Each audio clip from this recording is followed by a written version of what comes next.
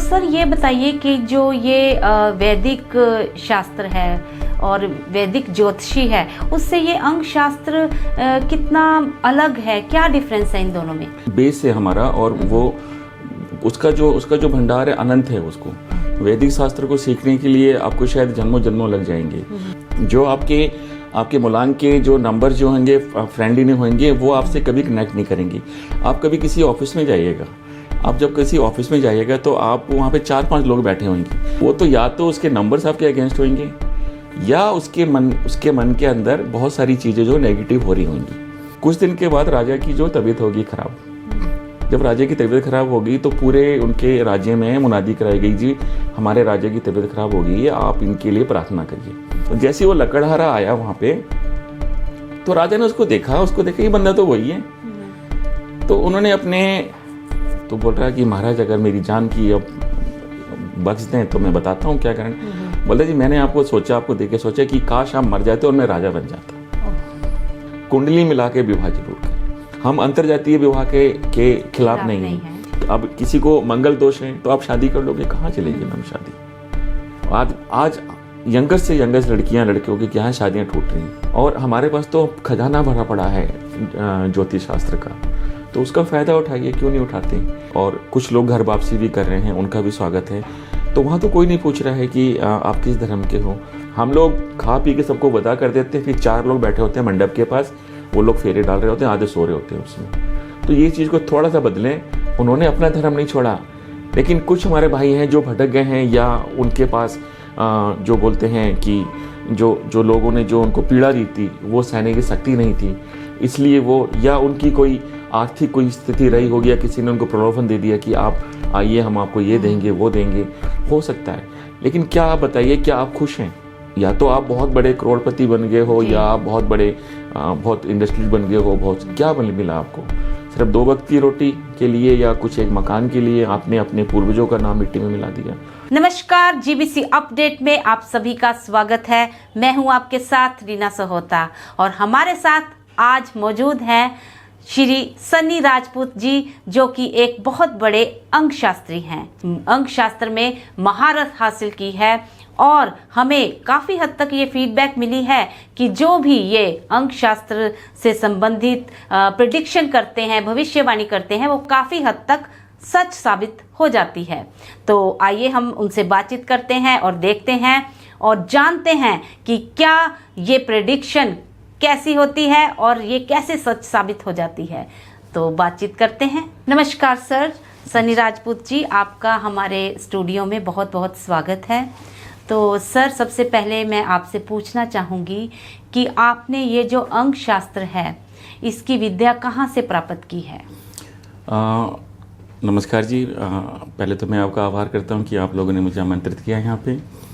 देखिए जी, अंक शास्त्र की विद्या, ये जब मैं कॉलेज टाइम से था तो काफ़ी कुछ जानता था, तो मुझे मौका मिला, एक आईकास करके संस्था है बनारस की, और हिंदू जो हमारी एक सभा है वो इसको चलाते हैं।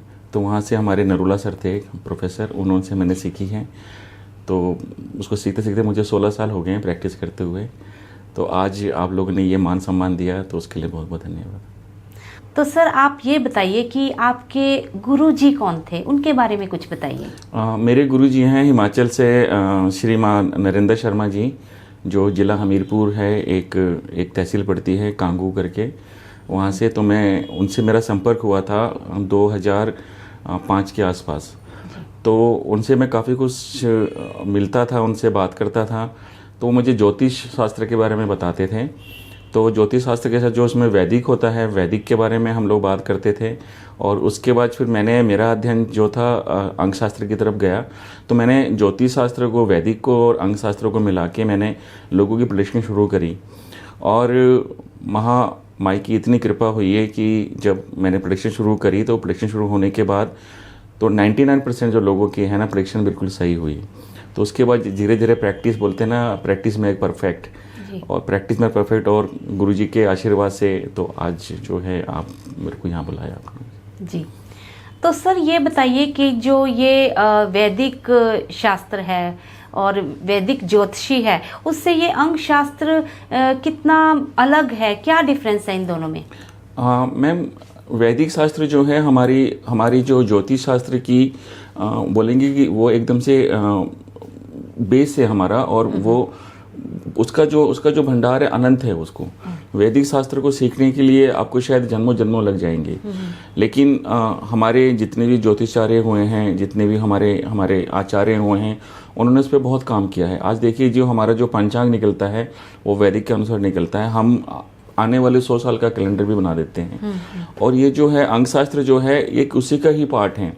जैसे आजकल वैदिक शास्त्र का जो प्रोसीजर होता है थोड़ा सा लेंथी होता है, और आजकल लोगों के पास समय नहीं है। तो इसमें क्या हो गया कि जो अंक शास्त्र है वो आपको काफ़ी हद तक जो है एक तो सटीक भविष्यवाणी करता है और कम समय में करता है। लेकिन हाँ, मज़ा तब आता है जब आप जो उपाय बताते हैं, हमारे अर्थशास्त्र अंक शास्त्र के उपाय और वैदिक के उपाय, उनमें काफ़ी फ़र्क होता है। लेकिन अगर उनको फ्यूजन करके चलेंगे तो लोगों को लाभ मिल जाता है। जैसे वैदिक में जो होता है, हमारे 11 घर माने जाते हैं, जो हमारे जो ग्रह, और हमारे उसमें अंक शास्त्र में 9 प्लैनेट्स होते हैं, तो वहाँ 12 और यहाँ 9। तो इस चीज़ के लिए तो बोलते हैं कि अंक शास्त्र वाले बोलते हैं कि 9 प्लैनेट, हमारी पृथ्वी के 9 प्लैनेट हैं सारे, जिसमें से साक्षात प्लैनेट जो हमारा एक चंद्रमा और एक सूर्य है। तो यही अंतर है, बाकी तो हम उसको कैलकुलेशन करते हैं। अब अंक शास्त्र नाम रखा तो अंक मतलब नंबर्स, शास्त्र जो हमारा शास्त्र हो गया।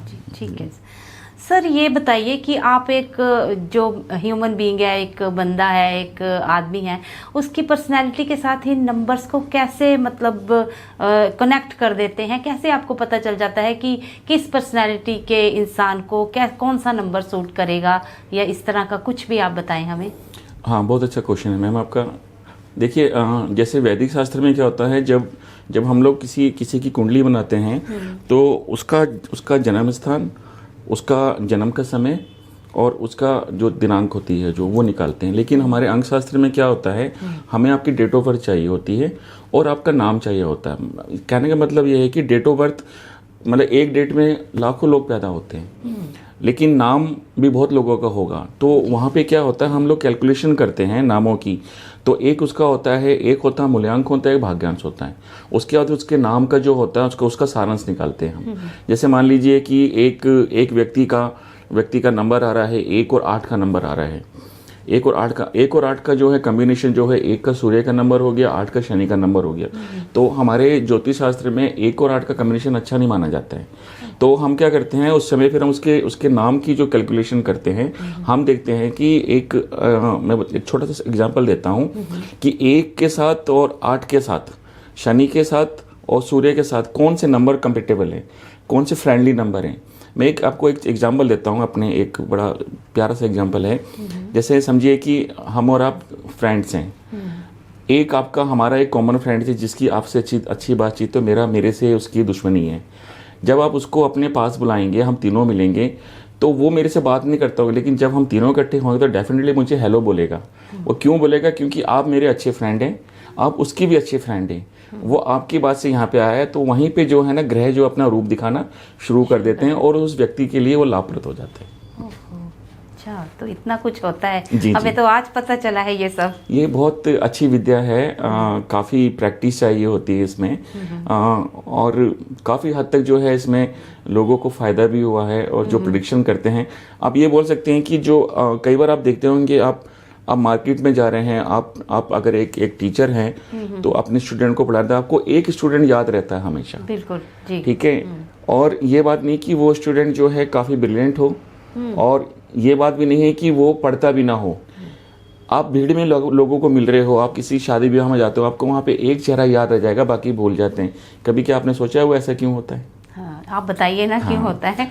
वो इसलिए होता है कि जो आपका जो मूलांक है, जो आपके मूलांक के जो फ्रेंडली नंबर होंगे वो आपको अट्रैक्ट करेंगे जी। जो आपके मूलांक के जो नंबर जो होंगे फ्रेंडली नहीं होंगे, वो आपसे कभी कनेक्ट नहीं करेंगे। आप कभी किसी ऑफिस में जाइएगा, आप जब किसी ऑफिस में जाइएगा तो आप वहाँ पे 4-5 लोग बैठे होंगे।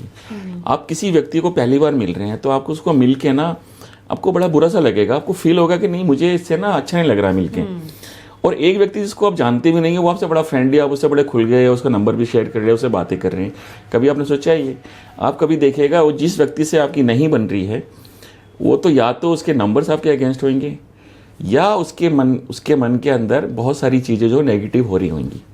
मैं आपको एक कहानी सुनाता हूँ, ये बड़ी प्यारी कहानी है, और मैं जितने हमारे मिलने वाले होते हैं उन सबको सुनाता हूँ। एक बार एक राजा था, वो राजा जंगल से गुजर रहा था। जब वो जंगल से गुजर रहा था तो रास्ते में एक लकड़हारा लकड़ी काट रहा था। तो राजा ने बोला कि इन सबको जो है ना, उनके जो सेना थी वो हटा रही थी। तो लकड़हारा ने देखा है मैं इतनी धूप में जो है लकड़ी काट रहा हूँ, और मेरे राजा के तो कितने ठाठ हैं, काश ये राजा मर जाता और मैं जो हूँ मैं राजा बन जाता और मेरी ज़िंदगी भी ऐशो आराम की होती। तो जैसे ही राजा का रथ आगे की तरफ बढ़ा तो वो जो लकड़हारा था वो राजा की नज़रों के सामने आ गया। तो राजा ने उस बंदे को देखा, और देखने के लिए अपने सिपाहियों को बोला, इसको मेरी नज़रों से दूर करो, मुझे इसको देख के ना खुशी नहीं हो रही है। जबकि उसको मिला नहीं था, वो तो बहुत बहुत मामूली इंसान था, वो चले गया। चलो, उन्होंने उसके सेनानियों ने उसको अलग कर दिया। कुछ दिन के बाद राजा की जो तबीयत होगी खराब। जब राजा की तबीयत खराब होगी तो पूरे उनके राज्य में मुनादी कराई गई, जी हमारे राजा की तबीयत खराब हो गई है, आप इनके लिए प्रार्थना करिए। राजा वैसे बहुत अच्छा था, सबकी मदद करता था, अपनी जनता का पूरा ख्याल रखता था। जो लकड़हारा उनके बारे में गलत सोच रहा था, तो वो भी मंदिर में गया और भगवान से प्रार्थना करी कि हमारा राजा बहुत अच्छा है, सबकी मदद करता है, भगवान इसकी आयु को लंबा करे। तो लोग अपने हिसाब से भगवान का फल प्रसाद जो भी था राजा को देखने के लिए वो लेके आए।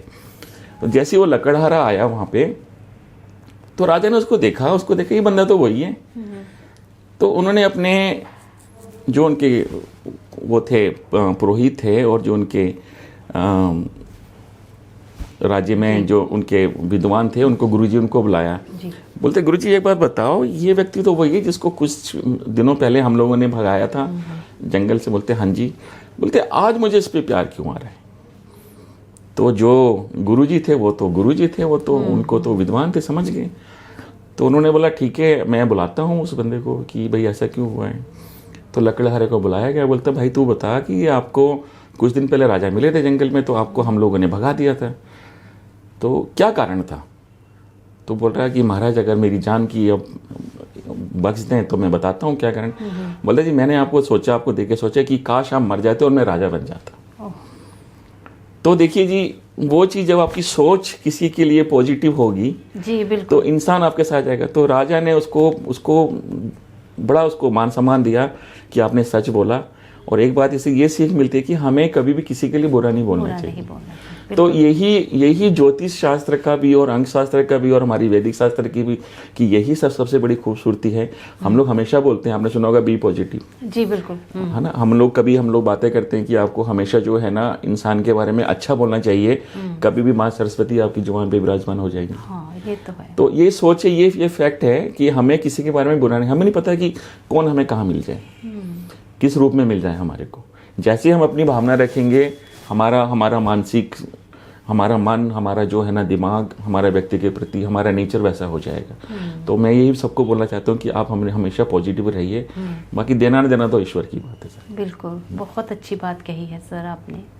तो एक क्वेश्चन और है सर मेरा कि जैसे जो हिमाचल में है, आप बेसिकली हिमाचल से हैं। जी मैं आपने बताया, तो हिमाचल में जो है वो देवी देवताओं की मान्यता का बहुत प्रचलन है, तो उसके बारे में कुछ हमें बताइए। मैम हिमाचल में नहीं, ये तो लगभग जो है हमारे सनातन में आप देखिएगा, जब भी आप पुराणों को या वेदों को पढ़ेंगे तो हमारे यहाँ पे कुल देवी कुल देवताओं का बहुत मान सम्मान होता है। बोलते हैं कि जिस इंसान ने अपने कुल देवी कुल देवताओं को बुला दिया तो उसका कभी भी बेड़ा पार नहीं हो सकता है। तो हम लोग बड़े भाग्यशाली हैं कि हमारे हिमाचल की परंपरा जो अभी तक जीवित है। हम लोग चाहे वर्ल्ड के किसी भी कोने में रहें, विश्व में कहीं भी रहें, लेकिन हर हिमाचली जो है अपने कुल देवी कुल देवता को बहुत मानता है। हमारे यहाँ हर साल जो है कुल देवी के मेले भी लगते हैं, देवता भी आते हैं हमारे यहाँ पे। तो बिना कुल देवी के आपको मोक्ष प्राप्त नहीं होगा जी। एक कुल देवी का आपने सुना होगा पितृदोष भी आ जाता है। हाँ जी, पितृदोष और कुल देवी ये हमारे देवता है, ये हमारे समझो कि हमारे जीवन को सही राह दिखाने वाले देवता हैं। ईश्वर तो एक ही है, लेकिन जो हमारा जो बेसिक है, हम किस किस खानदान से आए हैं, हम किस परिवार से आए हैं, कौन हमारे कुल देवी कुल देवता है, ये हमारे जीवन में बहुत ही। लेकिन आजकल दुर्भाग्य ये हो रहा है कि कई लोगों को अपने कुल देवी कुल देवताओं के बारे में पता भी नहीं है। और मैं तो ये सबसे बोलूँगा, जितने भी हमारे दर्शक हैं आपके माध्यम से देख रहे हैं, उनसे मैं ये कहूँगा कि आप कुछ भी हो, पहले तो अपना पता लगाइए कि आपके कुल देवी कुल देवता कौन है।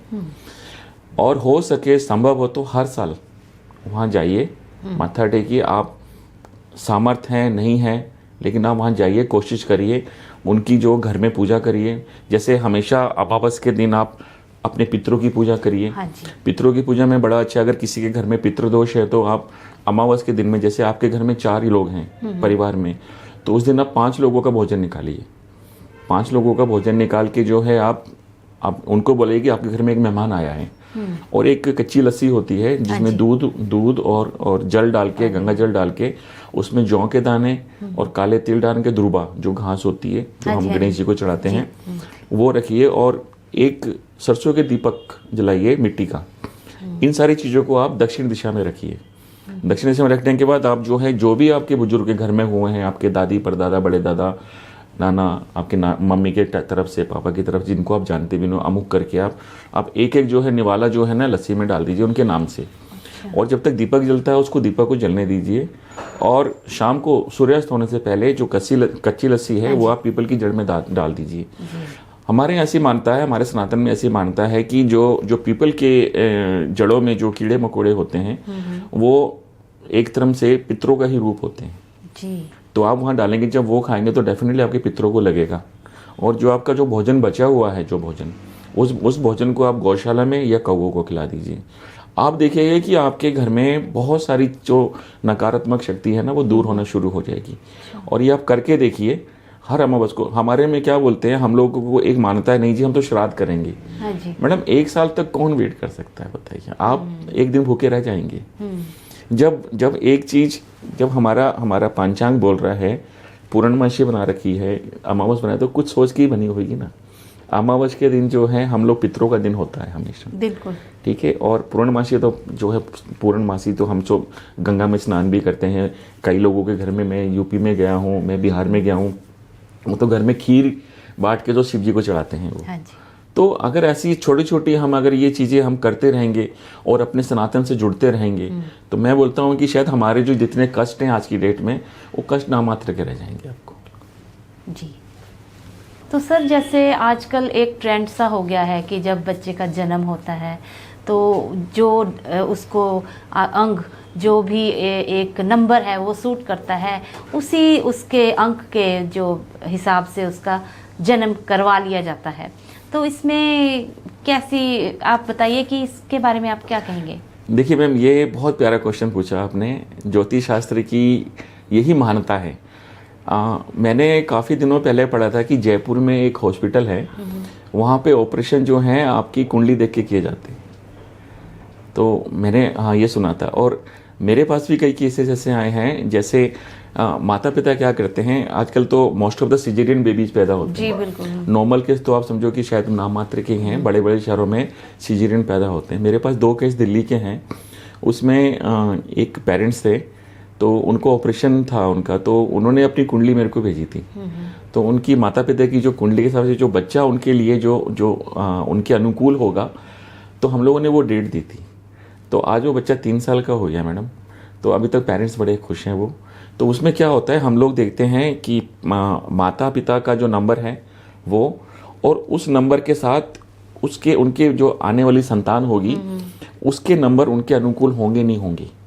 लेट्स सपोज कि किसी माँ की जन्म तिथि 1 है, मूल्यांक उसका 1 है, और उसके पिता का मूल्यांक 4 है। तो हमें कौन सा नंबर लेना चाहिए, तो हम इस हिसाब से उसको कैलकुलेशन करके, तो जैसे डॉक्टर डेट बता देते हैं कि इस डेट से डेट तक आप कर लीजिए, तो हम लोग उसी डेट पे उनका बच्चों का ऑपरेशन करने को बोल देते हैं, तो हो जाता है वो। तो जैसे सर, आजकल जो हम शिक्षा की बात करें, एजुकेशन की बात करें, तो एजुकेशन से रिलेटेड भी इस आपके जो अंक शास्त्र है, ये कैसे महत्वपूर्ण है, इसका क्या योगदान है? बहुत बढ़िया क्वेश्चन है मैम। अंक आजकल यही भ्रांति होती है, कई बच्चे आपने देखा बीच में एजुकेशन छोड़ देते हैं, ठीक है।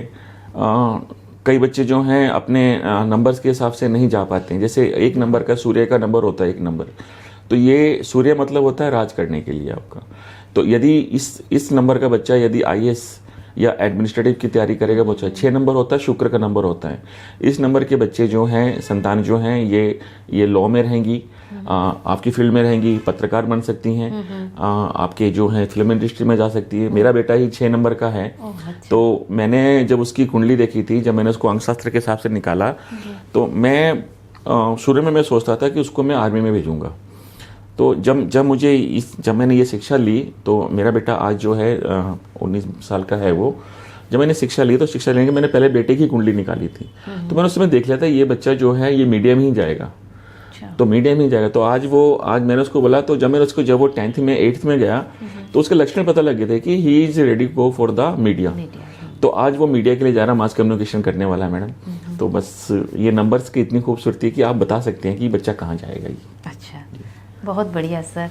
और सर एक बात और, जैसे शादी ब्याह के लिए जैसे कुंडलियाँ मिलाई जाती हैं, तो इसका भी मुझे बताइए कि इसका जो है आपका अंक शास्त्र, इसका क्या योगदान है इसमें मैरिड लाइफ की हैप्पीनेस के लिए? जी, ये आज के परिवेश में मैम, अब हमारे समाज में देखेंगे, शायद अब अपने सर्कल में देखेंगे, जितने यूथ हैं उनकी शादियां हो रही हैं, शादियां टिक नहीं पा रही हैं। हाँ, वो आजकल ये है ना, शादियां टिक नहीं पा रही हैं। तो एक तो प्रेम विवाह का प्रचलन बहुत बढ़ गया है। बिल्कुल।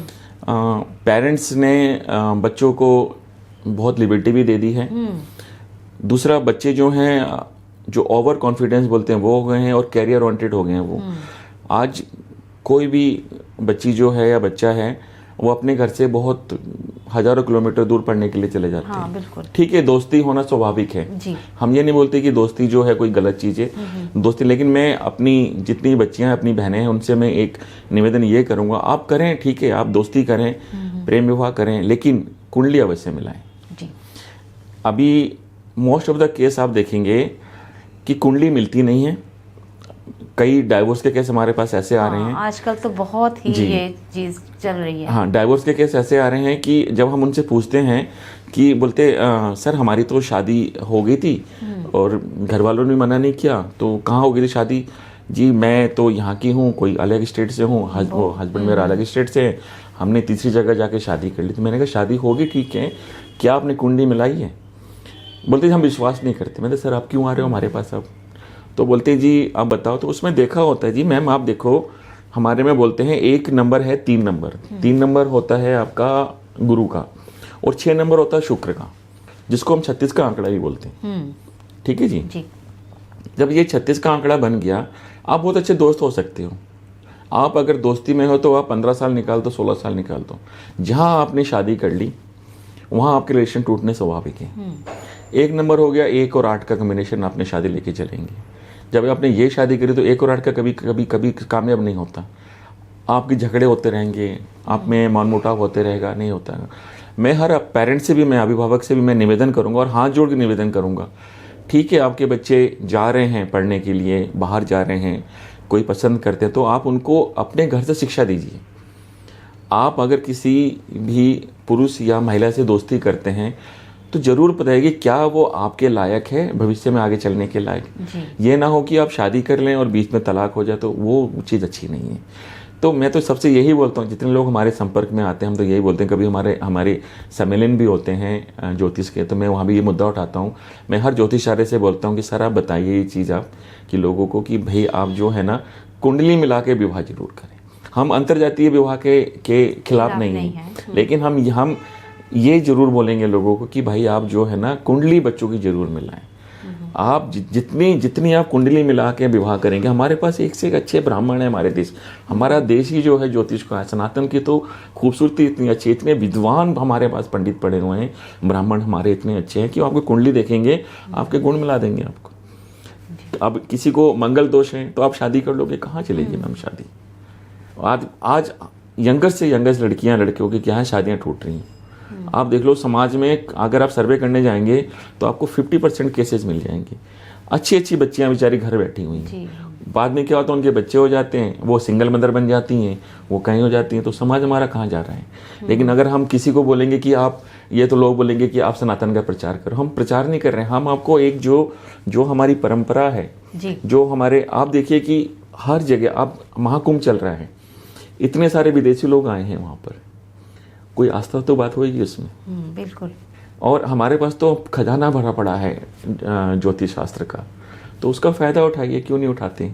कोई आपसे लाखों 2 लाख नहीं मांगता। कुंडली बनाने के जो भी आपको दक्षिण देनी है पंडित जी को दीजिए, अपने बच्चों की कुंडली मिलाइए, अपना मुहूर्त देखिए और विवाह करिए। और मैं एक चीज़ और कहूँगा मैम, आजकल विवाह में हमारे यहाँ प्रचलन चल गया है आडंबर का। इस सिलसिले में कभी आप साउथ की तरफ जाइएगा मैम, साउथ की तरफ जो है वो लोग मुहूर्त के हिसाब से विवाह करते हैं। हमारे यहाँ पे मुहूर्त को गया बाद में देखते हैं वो लोग। पहले वो देखेंगे कि हमारे मेहमान आए हैं, वो कितनी शराब पी रहे हैं, कितना चिकन मटन खा रहे हैं, वो सारी चीज़ देखते हैं। इस प्रथा को भी बदलने की ज़रूरत है। आप पहले मुहूर्त, क्योंकि आपके बच्चों का जो है भविष्य है। शादी जो है ये कोई एक फॉर्मेलिटी नहीं है, ये जन्मों जन्मों का साथ है। आपके 2 परिवार आपके साथ मिल रहे हैं, वर पक्ष के भी वधु पक्ष के भी। आप पहले जो आपको पंडित जी ने मुहूर्त दिया है, आपको अच्छा मुहूर्त दिया है, आप उस मुहूर्त में उनकी लगन, उनका फेरे जो भी होते हैं, जो आपके रीति रिवाज होते हैं वो करिए। और कोशिश करिए कि जो आपके मेहमान आए वो सब आशीर्वाद देके जाएं। हमारे यहाँ उल्टा सिस्टम है, हम लोग खा पी के सबको बता कर देते हैं, फिर 4 लोग बैठे होते हैं मंडप के पास, वो लोग फेरे डाल रहे होते हैं, आधे सो रहे होते हैं उसमें। तो ये चीज़ को थोड़ा सा बदलें। तो मैं जो ये बच्चों को, जो हमारे युवा है, जो युवा पीढ़ी आ रही है, तो मैं सच बोल रहा हूँ, इनको बहुत लाभ मिलेगा और हमारा जो परिवार होगा वो हंसता खेलता और सब खुश सुखी से रहेंगे वो बिल्कुल। तो सर, ये जो धर्म परिवर्तन का आजकल प्रचलन चल रहा है, इसके बारे में कुछ बताइए। मैम, जो कन्वर्जन जो हो रहा है, इसमें मैं समझता हूँ कि हमारे यहाँ शिक्षा की कमी है और कुछ हम लोगों की भी कमी रही है शुरू से, कि हम एक तबके को अपने साथ बुलाने में नाकामयाब रहे। आज हमारे यशस्वी प्रधानमंत्री श्री नरेंद्र मोदी जी बड़ा अच्छा काम कर रहे हैं, जो सबको साथ में लेकर चल रहे हैं। और देखिए आज महाकुंभ चल रहा है हमारे वहाँ पे। आपने एक बात नोट करिए मैम, महाकुंभ में 48 से लेकर 40 करोड़ तक लोग आने की संभावना है। वहाँ कोई किसी से पूछ रहा है कि कौन दलित है, हाँ। कौन स्वर्ण है, कौन किस धर्म का है, क्या है। वहाँ पे हर बंदा सनातनी है, कोई नहीं बोलता। आज हमारे यहाँ पे विदेशी लोग आए हुए हैं, हमारे यहाँ पे कई साध्वी आई हुई हैं जिन्होंने काफ़ी अच्छा जो है हमारे सनातन की ओर उनका रुख हो रहा है। और कुछ लोग घर वापसी भी कर रहे हैं, उनका भी स्वागत है।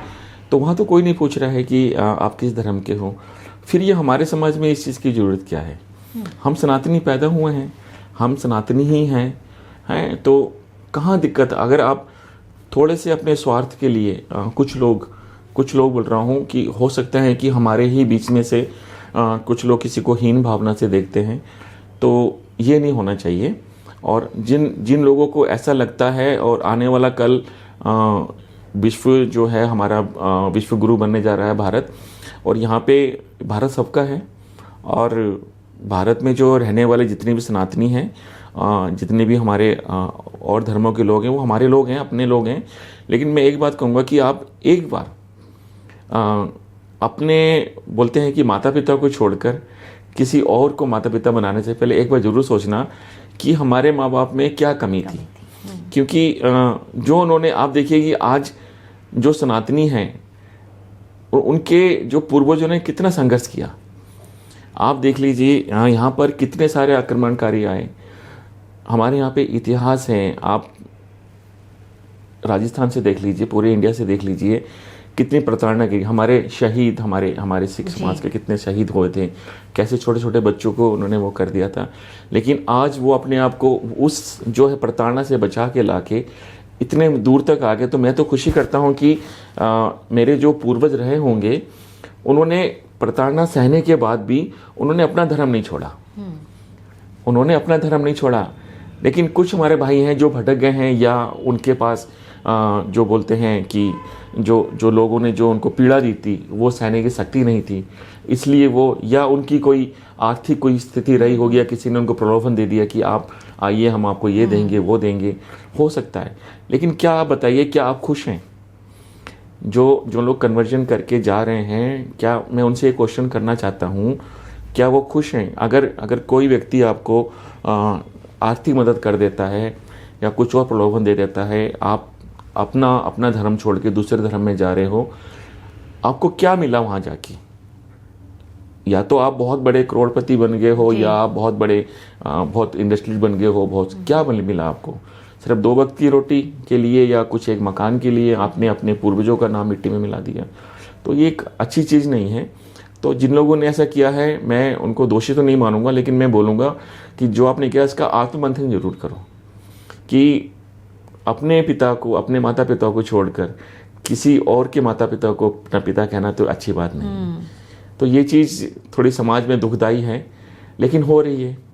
तो हमें इसके लिए आवाज़ उठानी चाहिए कि जो लोग हैं, हम उनको सबको साथ में लेके चलें और सबको साथ में, और उनका विकास सोचें और उनके बारे में अच्छा सोचें, तो हमारे लिए बहुत अच्छा रहेगा। तो देखा आपने किस तरह श्री सन्नी राजपूत जी ने हमें अंक शास्त्र के बारे में कितनी महत्वपूर्ण, सच्ची और अच्छी बातें बताई हैं। तो आप भी अपने जीवन में इन सभी चीज़ों को लागू कीजिए और समाज को सक्सेसफुल बनाने में मदद कीजिए। तो इसी के साथ हम सनी जी का बहुत बहुत धन्यवाद करते हैं और आशा करते हैं कि आगे भी हमें आपसे इसी तरह की सच्ची और अच्छी बातें करने का मौका मिलता रहेगा। धन्यवाद। धन्यवाद।